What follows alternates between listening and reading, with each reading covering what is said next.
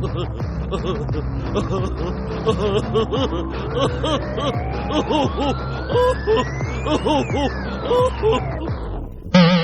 everybody, and welcome to Carnival of Randomness on Get Mad Radio and other platforms. And good old Rob here, don't know really what to say. I'm overwhelmed by the time change like I usually am. But I will turn it over to my sidekick, have Drumroll Terrible Greg. We had to cut Greg off. Okay, it's not because of the letters of all you asking me to cut him off. I tend to ramble. We just said the time. But he has to tell his story about the gummies before we can proceed. Yeah, I know. Well, hang on, I got to get my bearings here. I feel like I lost some time. Time has disappeared somewhere. I felt like I lost something. All right, so anyway, I was talking with a friend of mine, my friend Chris D'Estasio. So he's got a great sense of humor. And he's a great guitar player, and he plays with a bunch of bands around town, too. Anyway, we were just talking about, I said, I like to sit and watch a movie sometimes. I'll have a couple beers and maybe do a little piece of gummy and just sit there and take it easy. And then he just gummies and beer are no way to go through life, son. So I just thought that was great. And anyways, we've actually had some people tell us, is your studio cold? No, we just too stupid to take our jackets That's off, right. Greg? That's but right. There's no way the studio could be cold this week with these hot guests. And we always love this. A couple of our favorites. And returning, we have the Thigh Master himself, Mr. Dan Zay. Thank you very much for having me here. For a side-eye view here, we have good old Buzz-O-Matic Sanders. Thank you very the much. man with the magical voice. And speaking of vocals, one thing I want to get into quick is some thoughts on this. Now, we're seeing some bands, like there's the Van Halen situation with Alex Van Halen, but more than that even, Twisted Sister's going to go... Now, tell me if this is a rumor. Twisted Sister's going to tour. Juice Snyder, due to health problems, can't do it. They're going to tour Sebastian Bach. That's right. Now, the bands become just brands after a while. What do you guys think of that? Yeah. Bands do become brands, unfortunately. I mean, on the Twisted Sister thing, I can confirm that is true. I saw the statement from Dee Snider, who said he physically can't do it anymore. He doesn't believe the fans would want to see him trying to do that when he can't do it. That he thinks Sebastian Bach is the best one to do it, and he has He's a great singer. Support, man. He's a great singer. Yeah. And he actually said, blessing, I can't wait to see him. So I think in that kind of situation... Right? Everybody knows that it's Twisted Sister. They're going to be doing Twisted Sister songs. And everybody also recognizes Sebastian Bach as the Skid Row singer, let's just say it, right? Right. And the Rocky Horror guy for Broadway. Right. And he's an awesome singer. So this sort of strikes me as Axl Rose covering for Brian Johnson with AC/DC. Yeah, which surprised the crap out of me, because when I went to see that show, and I thought, well, man, this is going to be weird. But it was really good. Yeah. That would have been better, like, if you went expecting Brian Johnson to go, he looks really different. Yeah, right, exactly. And you know what? I like the fact, speaking of the whole branding thing, I like the fact Axl came out there. He didn't try to dress in a sleeveless denim, roughneck thing. And he came out in his kilt and did his thing. And, his brand stayed his brand. It's an opportunity for these guys to show the pros that they are. Well, they're showcasing the music. I mean, that's what it's about. I give kudos to Dee Snider for actually stepping down instead of like Vince Neil, who just keeps going up there and embarrassing everybody. Bingo. Right. I can say, there's no way I could sing for AC/DC besides the fact that I can't sing, that I would get dizzy watching Angus bob up and down on the stage. God. I can't believe he does that. It's funny. Lately, you see all these pictures of Angus now, and he's all white-haired. And you didn't see those pictures for a while, and then all of a sudden you're looking, and you're like, when does this all happen? No, I remember the one about Rob Halford singing for Black Sabbath, and the hilarious part, what a pro this guy is, how fast he could learn songs. He, in his book, he said, driving to the gig, he put a cassette in, and he's learning the songs on the cassette on his way there. Really? Yeah, and you got to think about, these guys have reverence for these bands, though, too. Mm-hmm. It's not like it's something serious for them when they love the music. Yeah. They don't want to come out and go, okay, be all on YouTube. Look at him making an idiot of these songs. Well, it is a sort of a crapshoot, though, because on the one hand, you really don't want to start a whole new band, just because you're going to get an extra substitute person or something. So you keep the other band, keep the band name going, the brand, so to speak. But then you run the risk of are they going to buy this? Is this going to be okay? Are they going to, it's tough because that's what seems to be happening with Foreigner, right? That's right. the Foreigner situation, which I think I see a little different than Twisted Sister. I mean, Mick Jones was the last really original member remaining. He's now retired. And even Kelly Hansen, the singer who had been doing it for a couple of decades, is gone. And now, really, you're like they're touring as Foreigner. They're an interesting. But there's no original bands. There's no original. No original members. They've sort of become their own tribute band. Seemed like Chicago. That's the challenge, I think. How do you differentiate yourself from there? Some really good tributes. Yeah. Really good tribute bands, and you're just like, well, you're the best because you have the stamp. Yeah, that's. I mean, if you're singing and playing under that logo, that franchise name, it's yours. You're part of it. Exactly. And kudos to the guys that retired too, because they're they can sit back and be like, all that work they put into for decades, they're continuing to be able to reap the benefit of it. Yeah. Isn't it John Deacon? I always go for John Deacon or Roger Taylor. I think John Deacon. It's like Queen, go on with my blessing. He has happily collects the royalty checks in the mailbox. Yeah, and well deserved. Yeah, he earned them and everything. Yes, but I'm looking at the Rush thing too, and I looked at it as a tribute to Neil and the way they're doing it. They have a keyboard player. Bless Annika Niles taking that's going to be. I like her because. Number one, she has a smaller set, and I think she's not trying to be Neil Peart. Sorry, and she brings her own style to it. Peart. Obviously, Peart. Sorry, pardon my mispronunciation. But I like it. It's a little bit different, and it makes a nice blend. Yeah, and adding a keyboard player, I think that they're gonna broaden the sound a little bit and cover all that stuff that Geddy doesn't was have to doing. do both things. Right. But I always for me, I think the drummer, I would have thought it would have been Mike Portnoy from Dream Theater because he could do Neil's. But you know what would happen? It wouldn't be fun because that would come under so much scrutiny. Which kind of just. I read something about that. Somebody interviewed him and asked him about that, and he said, "I don't think I'd want to do that." He says it's just it'd be too much, too challenging or something. Mm-hmm. He didn't want to try to be Neil. You know what I mean? And he would have been criticized if he wasn't Neil. Right. If he was Portnoy, which is damn impressive on its own, they would have been like, he's not doing the Neil parts, right? So he was kind of in a rock and a hard place. Yep. It's tough. Yeah. But there are other situations like the Van Halen situation. Right, where Alex seems like an angry old man now. But I read his book, and he won't even mention Sammy in the book. But he's getting together with Steve Lukather, right, to produce new music. Yep. From some outtakes before, right, maybe? Yep. They're going through the vault, I guess, and bringing out that'd be fun. I didn't hear about that. That's cool. So I heard he was looking for a singer. Yeah, he's not going to have... either Sammy or Dave. Yeah. Who would want... Dave right now. Yeah, no. Unfortunately, he kind of goes up there and doesn't give it his all anymore either. Yeah. But, I mean, that's an interesting... if Foreigner was writing new music, and you're saying to me, okay, 5 guys I never heard of before who weren't original Foreigner members are putting out a new album of Foreigner music. Yeah. Might I buy that? That's different than going to see a show with Twisted Sister with Sebastian Bach. Yeah. Because I kind of see that as like a historic moment. Yeah. Oh, I'm going to go see with Sebastian Bach, who's awesome, killing it with Twisted Sister. Do I want to hear new music, Van Halen? Well, there's the other deal. Do you follow the formula? Well, let's write a Foreigner style song, or do we go in a different direction? All that stuff. It's hard to. Yeah, it's weird. You'd be surprised. I don't know how I would feel about that. I could say, and I know this for a fact. Do you know what Lou Graham's favorite Foreigner album is? This will be a surprise. What for? Mr. Moonlight. Oh yeah. Yeah. He really likes. He loves that album. But that's the other thing. Is that the first one with Bruce Turgon playing? I don't know which one it is. I just know that's his favorite. Yeah. I don't know. Foreigner 4 came out when I was going into middle school. I cannot.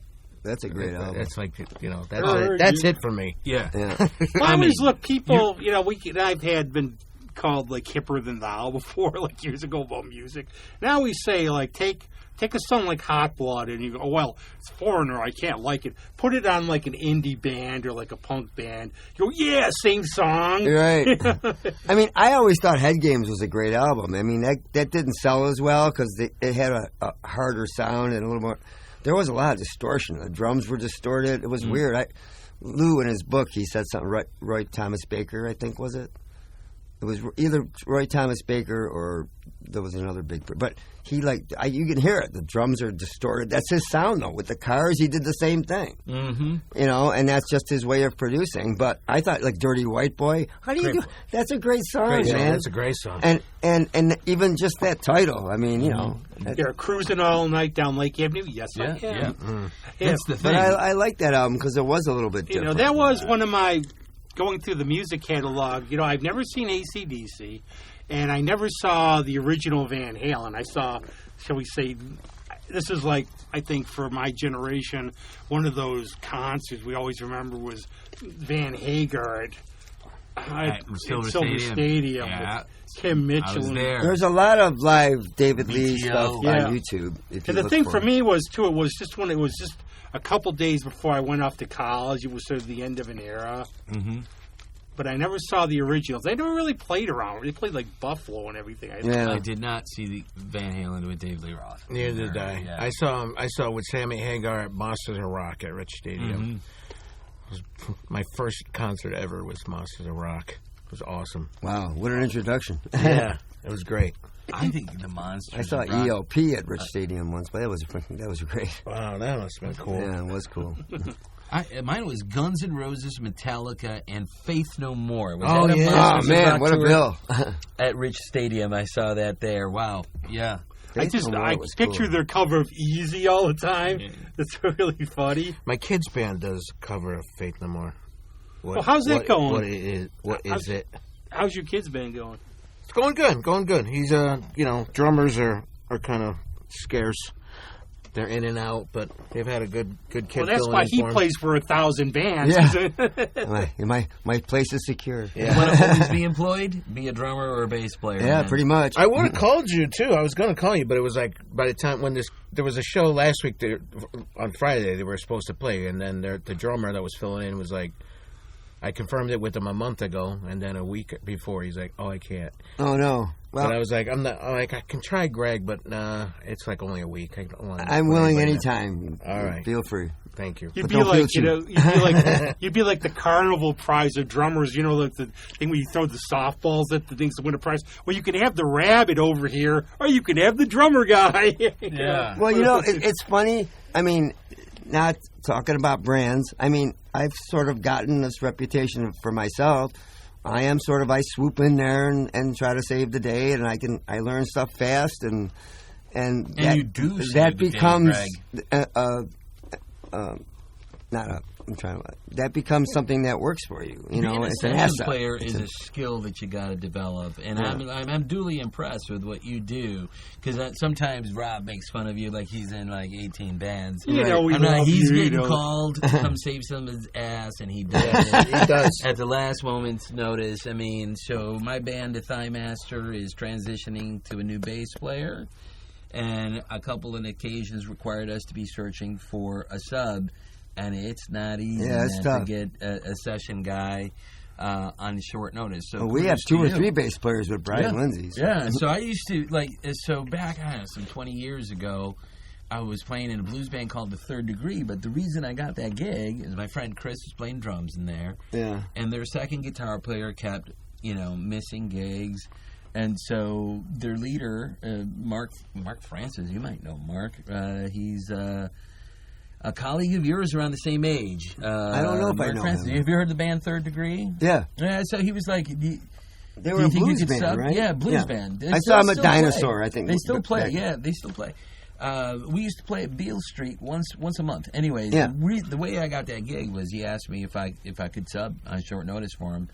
And I said, yeah, absolutely. Blues, I can play the blues. You shot out the key, and I got it, man. And that's how we did it. A couple of shows in, he's like, how about you just stay on, man?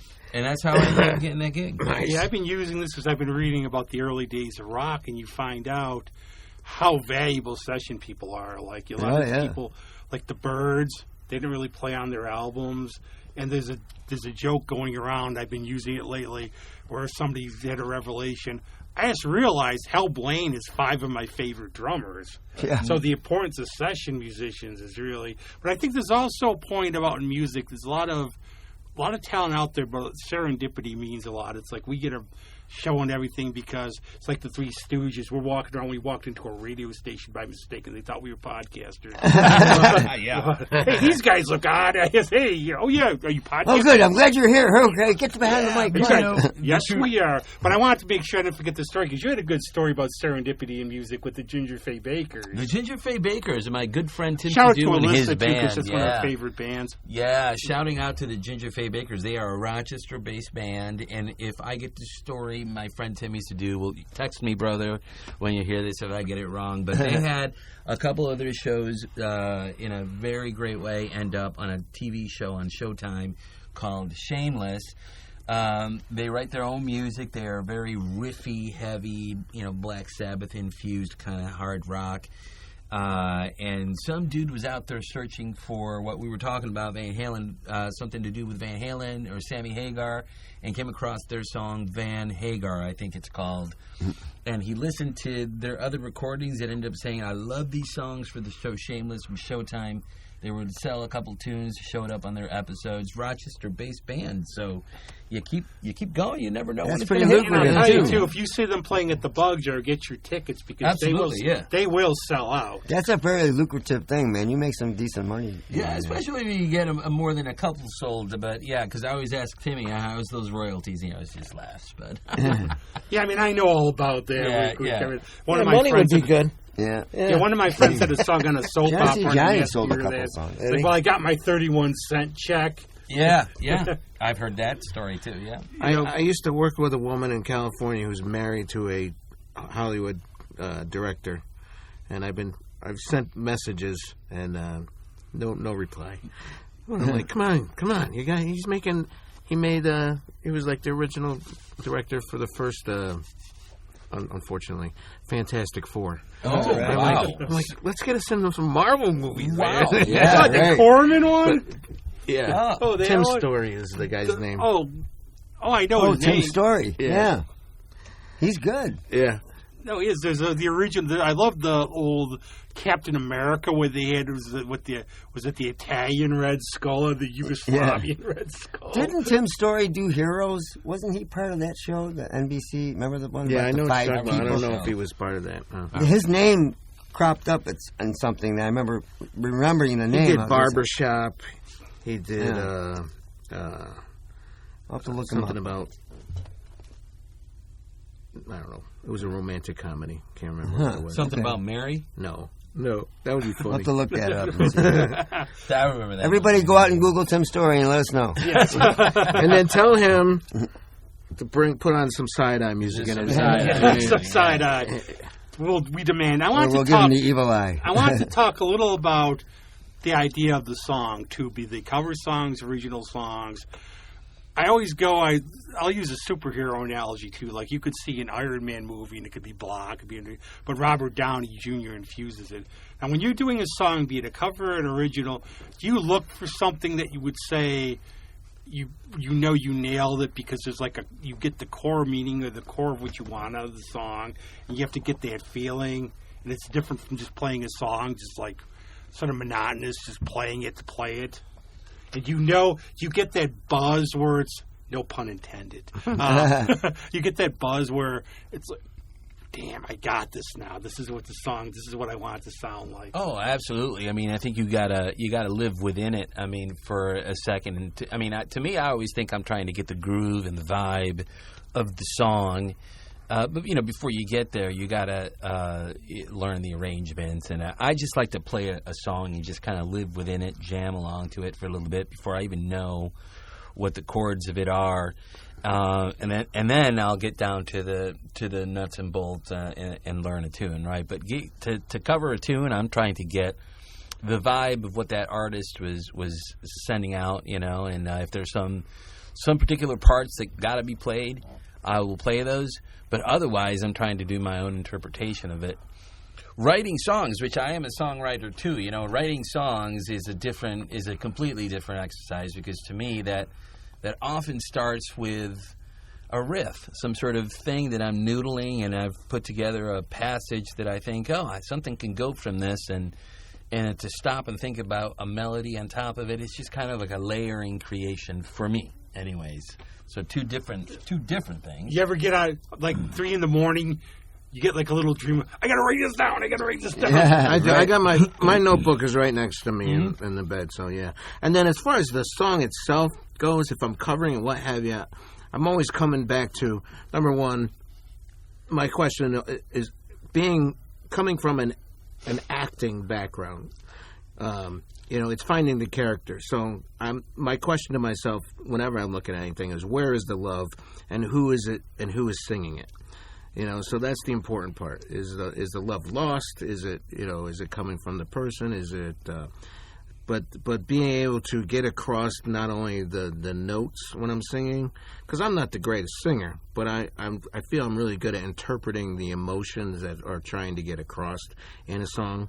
So I think that's really important. If you're not committed to the character, then you're just Yeah, you have to find the essence of each song. Right, exactly. And not a great singer. We're going to have to make you sing a song at the end. Are you kidding me? Prove it. But I would be intimidated. For example, sometimes I say for some certain songs you got to live in. For me, like John Prine, Sam Stone, I would be super intimidated because what he had to go through to write that, and you'd have to really bring out try to dig in and get this character almost. I think acting background would be good like that.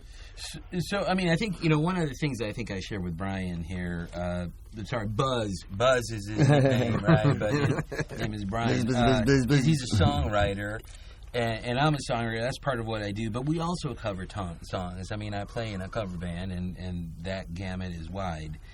And as you're sitting there, songwriting, because we've sort of developed that way, that we sort of have our own style, right? I mean, we're going to do a little jam here in a second, and that'll be part of what we do is get the vibe. But at the end of it, we're going to cover a song, and Buzz is going to sound like Buzz, and I'm going to sound like me doing somebody else's song. Right.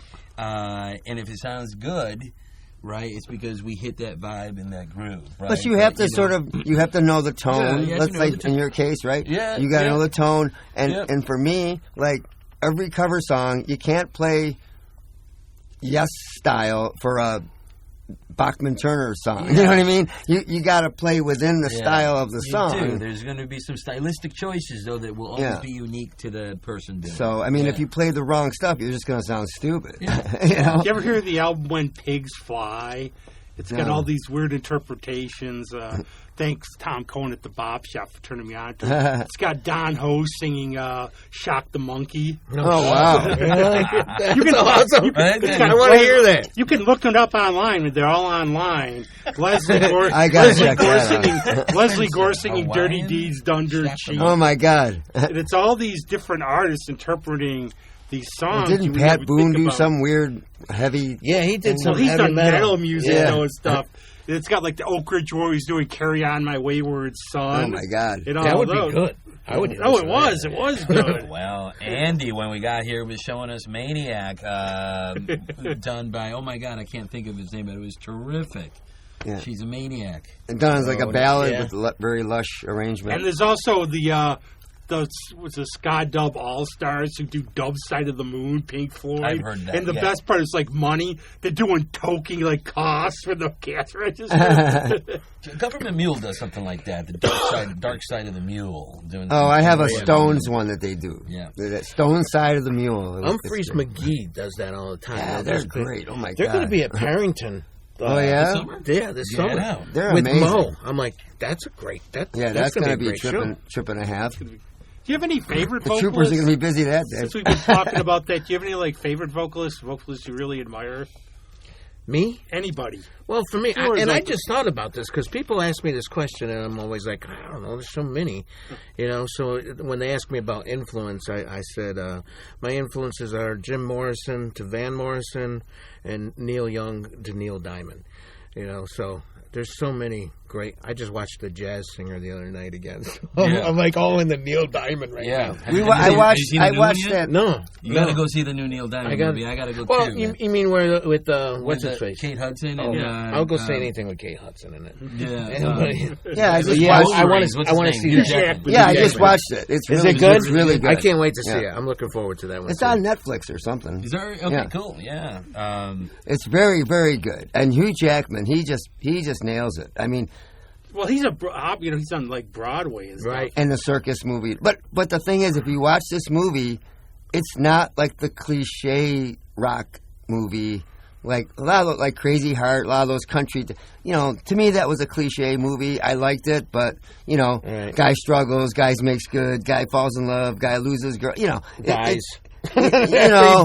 Fix But everything. this one, he really played that hungry, amateurish thing, and he gets a break, and I don't know, it's just, and the way he lives and his whole thing, it's I was sitting there going, yeah, I was there once, I did that same thing, I remember that era of my life, you know, it's very realistic. I Yeah, guess. nice. I got to check it out. You had Kate Hudson in your life, and you left her. Song Sung Blue it's called. Yeah. That's what it's called, right? I always bring this topic up, but I think it's important because I urge people to go support all music. Give something a try.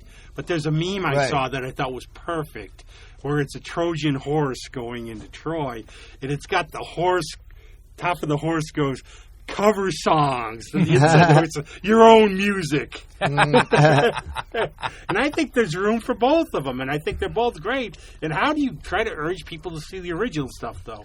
Well, one of the things about our band, Side Eye, as an original band, you know, I think we get a little, I don't know what the word is, but Pigeonholed. yeah, but so the guys in the band are like, well, we should do more covers, and I'm not necessarily for that, but I'm not against it either, and we're doing more covers, but the past 3 years have been, you know, Side Eye original music.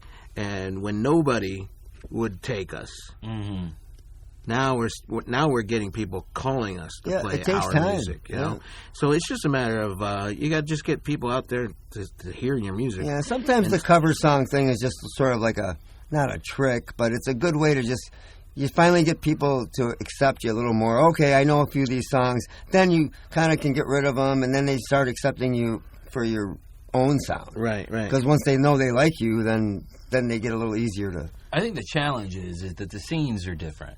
So I Right. think when you're and I've been part of original projects before, Cold Steel Tested, Flash Band Pal, and we play, you know, oftentimes we played, you know, my friend Simon Mazik, Right.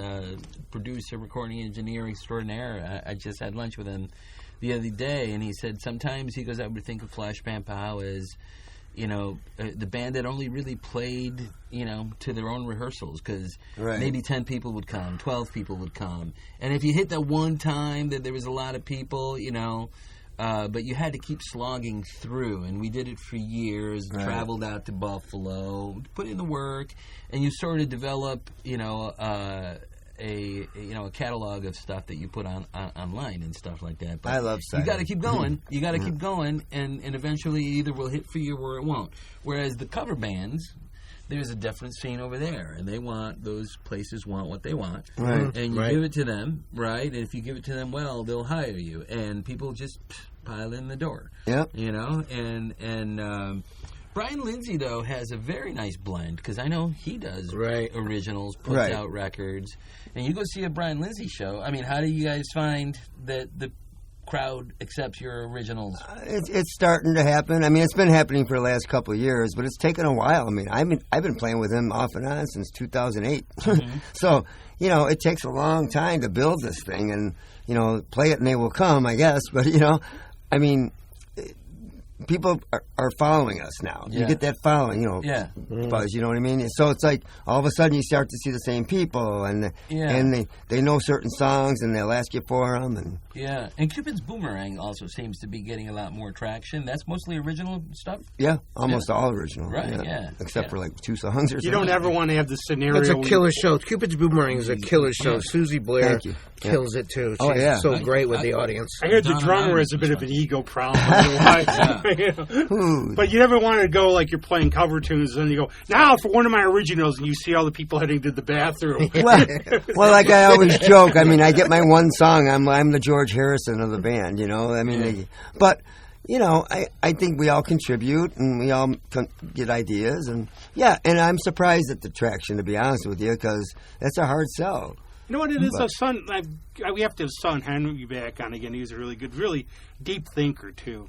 But he was saying about people like to be part of something. And like Right. And I keep saying with pride, I call it my little class of 2012, all these really talented musicians I've seen grow, and I can come very proud to call friend. And I think that also, like, say you go see the Stones. You see the Stones. You're not going to be able to meet them, talk to them, get to know them. Now, you go see any of these bands, here, you could meet the Buy 'em a drink. musicians. Right. I remember when I bought Buzz Sanders a drink. Yes, I was like, dude, I'm yes, dead. at And look Fairport us now. B-side. Right? I mean, Yeah, that's I'm always like, I won't name the band, but I'll see a couple of my friends at the bar. Hey, I paid $5. What are you doing getting drunk? I mean, I find that a lot of times, like you were saying, try something new. I mean, Susie and Don have a good pedigree. I mean, I played with them in Anonymous Willpower for years. Earl Cram And Reviewers. Earl Cram Reviewers. So we're talking like 15-something years of all these different bands with the talking same 20 people. more, like 20 for that. Well, Yeah. for them, I And 25. so it's time tested. You know, there's a track record. I know their work ethic. You know, and you know what I mean. You sort of trusted them. You said, okay, you say this guy's good. He's got some songs. Okay, I'm in, and I give it a whack. And if I like it, And again, I got to yeah. go, and everybody I think would agree with me on this point that the most important thing in any band is chemistry. Absolutely. Now, I mean, Yeah, very much chemistry so. between members. We're not in the 70s anymore. I mean, chemistry between members. Chemistry Not and the inspiration. chemicals. Chemistry and inspiration. I mean, as the guitar player sitting here in the group, right? I mean, you love having guys come over and jam, but there's always some part of the song where it's you, like, you know, jerking off a little bit, playing a guitar solo too long. You know, if they're not digging it, you know, they're not going to keep coming because essentially it's volunteering time, you know. So Yeah. I think being inspired by the people that you're jamming with always continues to help, you know. That is true. That is the thing about Side Eye. When I started with them, and you know, we come out and like, here I got a few lyrics. Here I got this riff. Here I got this bass riff, and we start jamming, and then it's inspired. Mm-hmm. You know, it's all of a sudden it's like you get done, and you're like, well, that's a song. It's a pyramid. That's a It song builds right and there. builds. Yep. And I've been, you know, I've tried that with other people, and it's like, you know, somebody's not getting it right. Yeah. You're just not getting the feel.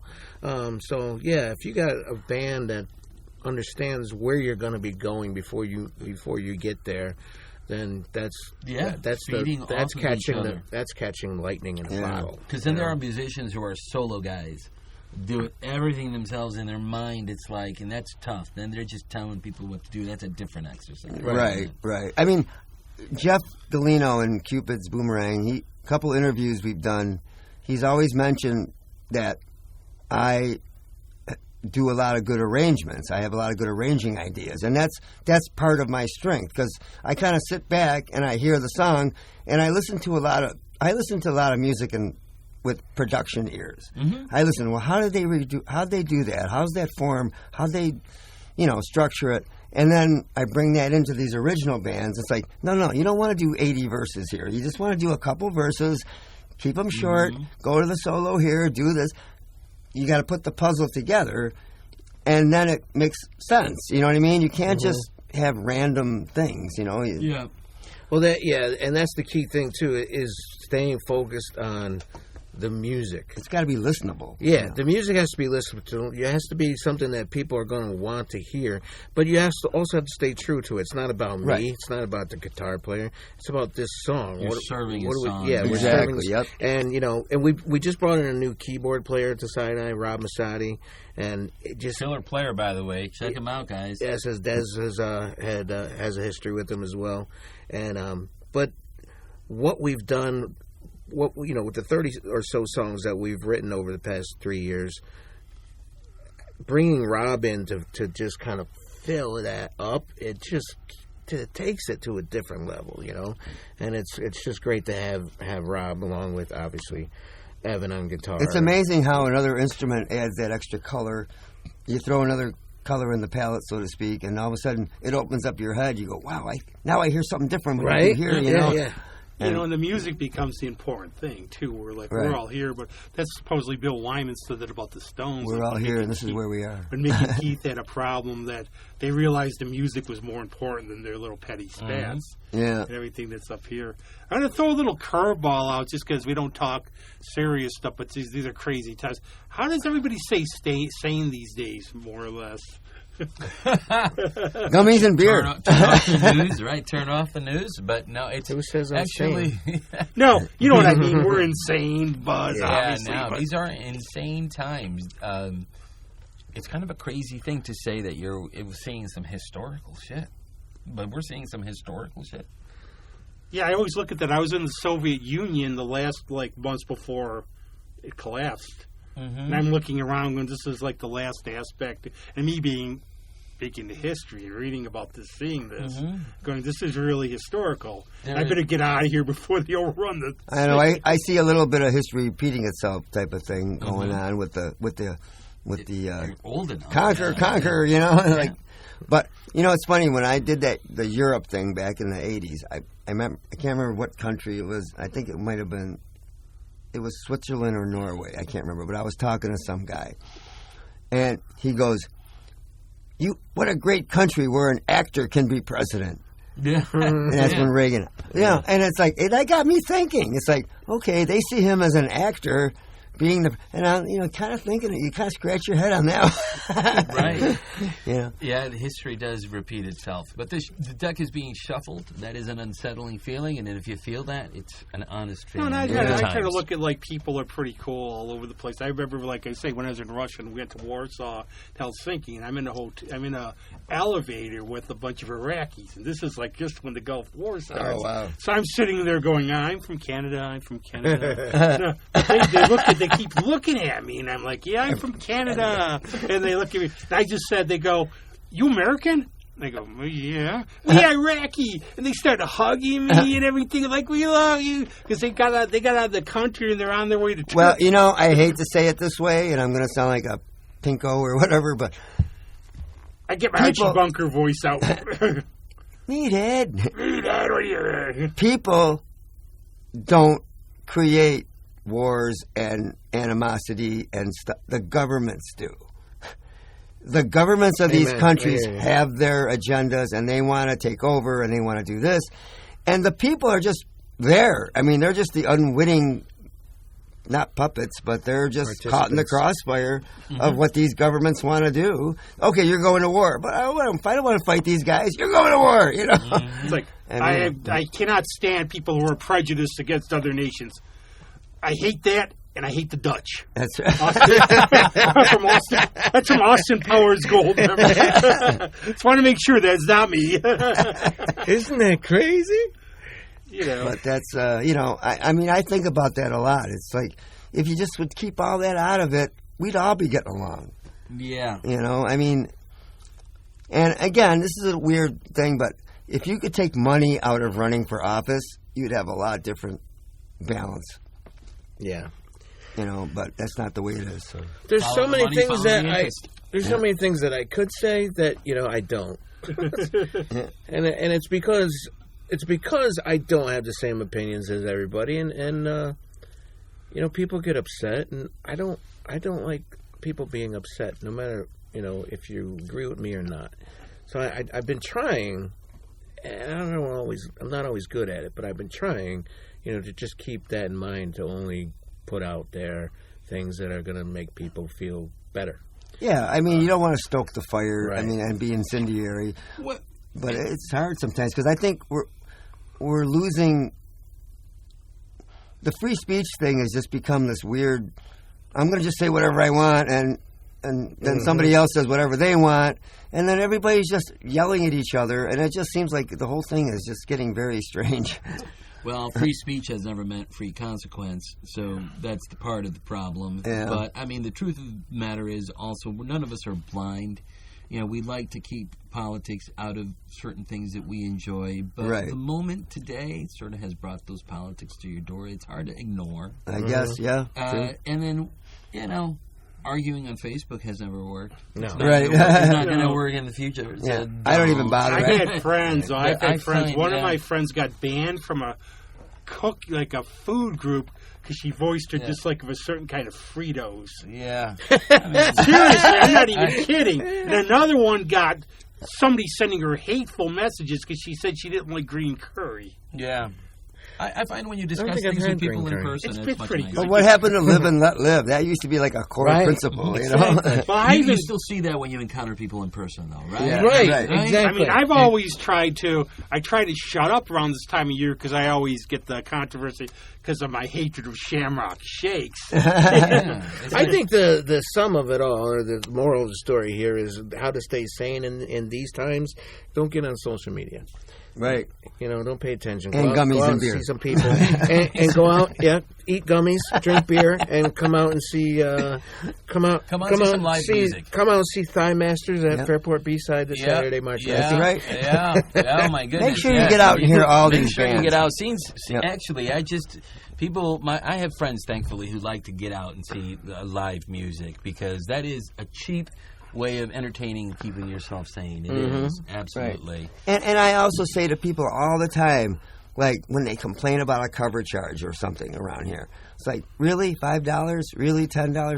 Go to New York City. Go to a big city and get into a club. It's going to cost you $25 just to get in. It's going to be at least $10 or $15 a beer. I mean, you guys don't understand how good it is here. I'm happily pay the cover always, even when they ask me not to. And I happily pay it, and I put money in the tip No, and jar I always if like there's a it tip too jar. because I don't. Yeah, but I you're don't a lawyer. drink You have money. anymore. I don't drink anymore either. So it's like I want to pay something for the band. But and it's not true. The rumors that you've heard about me. Oh, it's a $10 cover. I'll gladly pay it. Am I sure I'm not on the guest list? Yeah, right. Don't you know who I am? Well, I mean, I drink a lot less these days, so a lot less money is going to the bar. Well, right? even if I was on a guest list, that makes it even better. Then I have $10 I can throw as a tip for my first round or something, and then they leave you alone. You gave them something. No, what if you guys got any? Because I trying to get back into for me shows always the smallest shows. That's only way meaning venues. But is there any bigger shows you guys are going to this year? One of the cool shows that I'm going to on March 24th is the Cold Stairs at Fanatics. Okay. And that's a good band. They're not playing stadiums or anything. When is that? But they're picking March 24th. Okay. They're a good blues rock band. I got to get up there. So I'm excited about that. I've been trying to see if Cupid's They Blue I have can so get in. many the bands they've had there. Incredible, I think. I know. I'm still mad that I missed Cactus. Yeah. Yeah.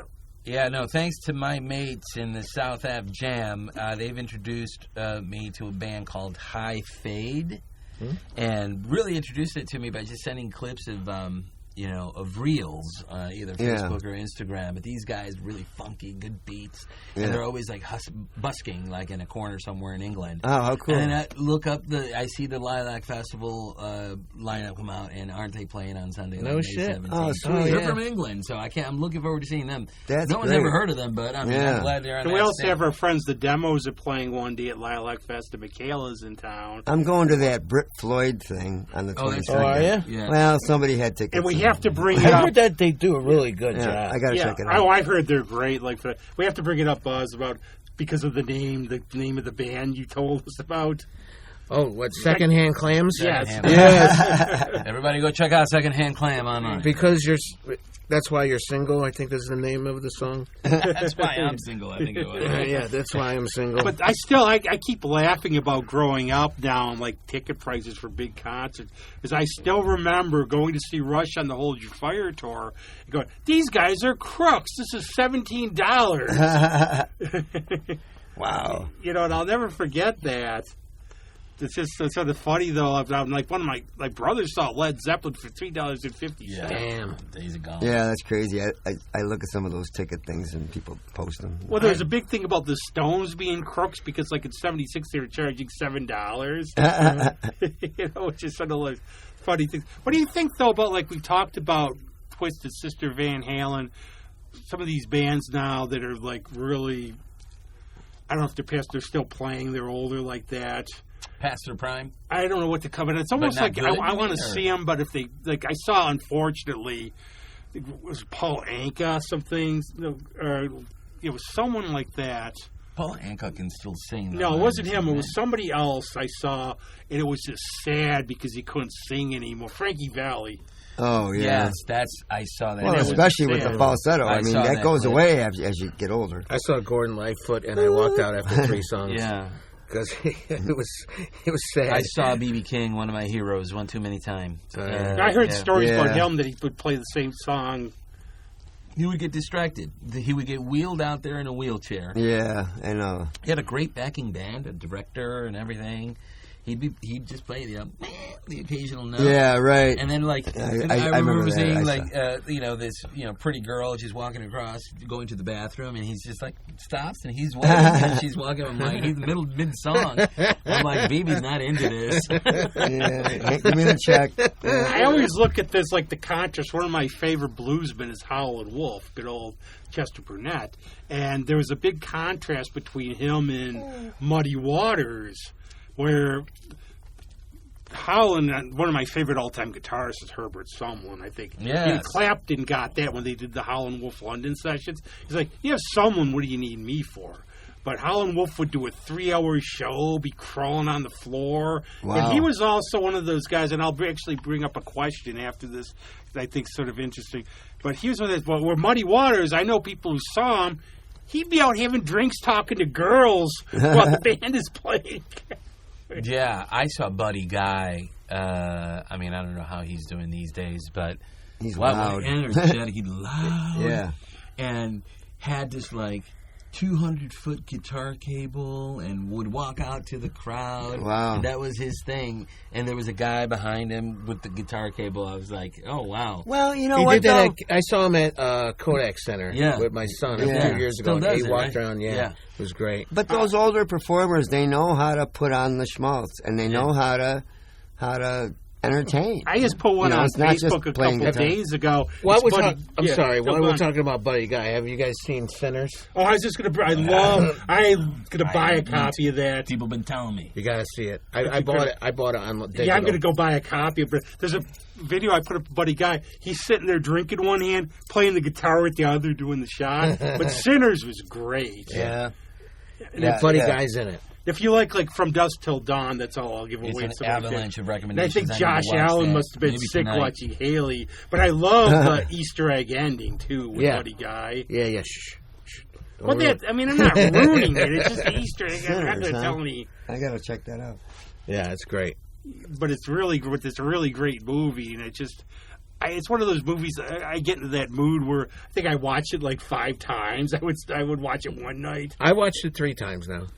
Then I watch it again. I dig it. And the only thing I'll say about it, and I'm not ruining any of the stories, that first time you see it, and I like this, especially the second time I saw it, it's a slow build-up. They give you all the characters, so it might seem a little slow at first.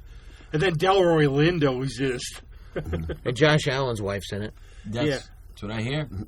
Oh, no, I went too fast again. He's funny. Oh, my God, 2 minutes left, huh? Unfortunately, I got so caught up in it, as usual with these guys. Coming up, the 4-hour session. We're going to have... Tell about... I know we have like our big show will be coming up at 9, but this will be out for our other platforms on Monday. So where are you playing like next week? We got some cool stuff going on. So the Thigh Masters... This coming Saturday, the 14th, will be at the B-side with a very, very special guest, Mr. Stephen Palicha, bass guitar player of The Taint, will be subbing for us. He's awesome. Yeah, he's terrific. And by the way, you should also go see The Taint that Friday, before the 13th. They'll be up at Whiskey's Upper Deck. Well, you might want to interfere with that one to go see another band, too. Yeah. Yeah, well, Side Eye will be playing the 13th at Vonnie's Jazz Lounge. downtown at the Inn on The Broadway. Broadway. What time Inn is on this Broadway. We start at 9, so Isn't it's it, 9 isn't to it in 12. Coronado's, the restaurant, the building there? Yeah, I think so. I It's don't in know. there. But Vonnie's is the speakeasy downstairs. Is going to be your first time playing there. So come out, get your flapper and gangster That's clothes right. out, and Get your beads enjoy on, it. and then your pearls. we'll be doing Buncie's the week after on the 19th with Infrared Radiation Orchestra doing a little Rolling Stones tribute How show. nice is that, Heidi? Somebody She's crazy. yelled, play by Blackbird when he's doing the jazz thing. But we're going to have, it's always a pleasure with you guys, and you guys will be back. This is always, Yeah. I said I lost track of time because I was getting into the conversation. Go see these bands. Go But see Side Eye. Go see We're the going to have a Thigh real Masters. treat now. I can't wait to find out what song they're going to play. It's going to be awesome, though. Yeah, so what do you wanna do? Tell them or just play the song. We're going to jam something that's tasty, man. When you got Buzz Sanders on vocals, you just get excited to put on the guitar and play. So we're going to do something cool. I promise. Well, thanks a lot, guys. Thank you. See ya. Always goes by. Oh, stitching time just about saving me. I'm going through the same old moves. This cat is 9, he still suffers. He's going through the same old groove. Oh, that storm just keeps on rolling, bringing me some real bad news. Take us, get the honey, to give us sing the blues.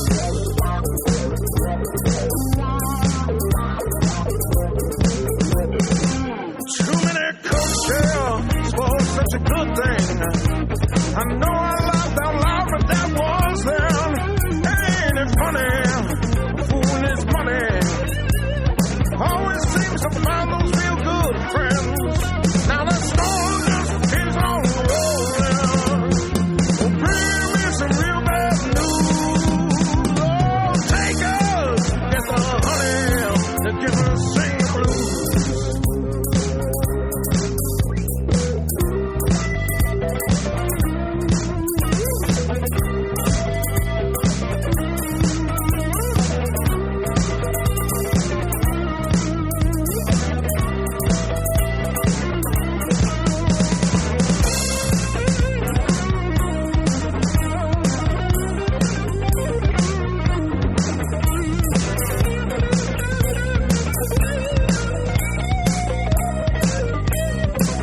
Well, that storm just keeps on rolling.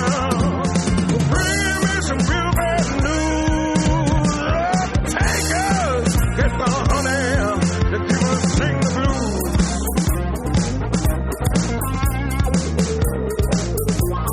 Oh, stitching time helps unfold me. The circus starts at 8, so don't be late. Please be so kind not to wake me. I think I'll just sit this one out. I'm too rolling stone.